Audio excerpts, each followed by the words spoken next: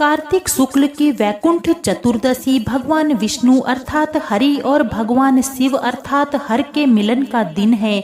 चातुर्मास में भगवान विष्णु के योग निद्रा में चले जाने के कारण सृष्टि का कार्यभार भगवान शिव के पास होता है। इसके बाद देव प्रबोधिनी एकादशी के दिन भगवान विष्णु निद्रा से जागते हैं। तब चतुर्दशी के दिन वैकुंठ के द्वार खुलते हैं और भगवान शिव सृष्टि का कार्यभार पुनः विष्णु जी को सौंपने वैकुंठ चले जाते हैं। इसी उपलक्ष्य में वैकुंठ चतुर्दशी मनाई जाती है।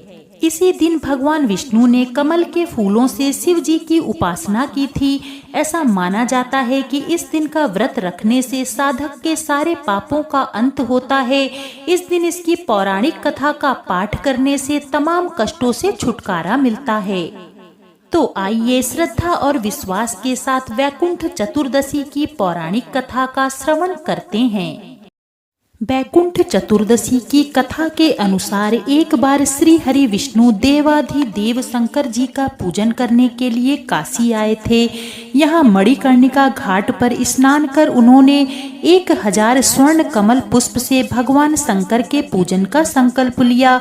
भगवान विष्णु जब श्री विश्वनाथ जी के मंदिर में पूजन करने लगे तो शिव जी ने भगवान विष्णु की भक्ति की परीक्षा लेने के उद्देश्य से एक कमल पुष्प कम कर दिया। भगवान विष्णु ने 1000 पुष्प कमल भेंट करने का संकल्प लिया था। जब उन्होंने देखा कि एक कमल कम हो गया है तो वे विचलित हो उठे। तभी उन्होंने सोचा कि मेरी आंखें भी तो कमल पुष्प के ही समान हैं, इसलिए मुझे कमल नयन और पुंडरीकाक्ष के नाम से भी जाना जाता है। इस विचार के बाद भगवान श्री हरि विष्णु अपनी कमल समान आंख चढ़ाने के लिए प्रस्तुत हुए।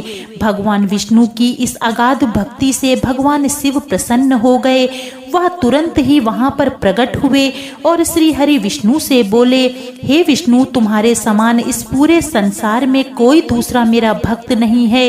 इसलिए आज मैं तुम्हें वचन देता हूँ कि इस दिन जो भी तुम्हारी पूजा करेगा वह वैकुंठ लोक को प्राप्त करेगा। आज का यह दिन वैकुंठ चतुर्दशी के नाम से जाना जाएगा। इसके अलावा भगवान शिव ने प्रसन्न होकर श्री हरि विष्णु को करोड़ों सूर्य की कांति के समान वाला सुदर्शन चक्र प्रदान किया। इसी कारण से ऐसा माना जाता है कि इस दिन मृत्युलोक में रहने वाला कोई भी व्यक्ति इस व्रत का पालन करता है तो वह अपना स्थान वैकुंठ धाम में सुनिश्चित कर लेता है।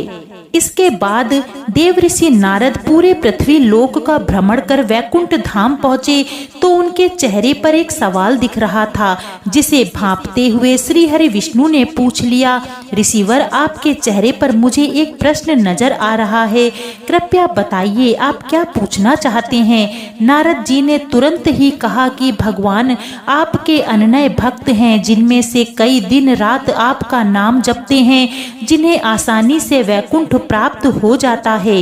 लेकिन कुछ लोग हैं जो दिन रात आपका नाम जपने में असमर्थ हैं।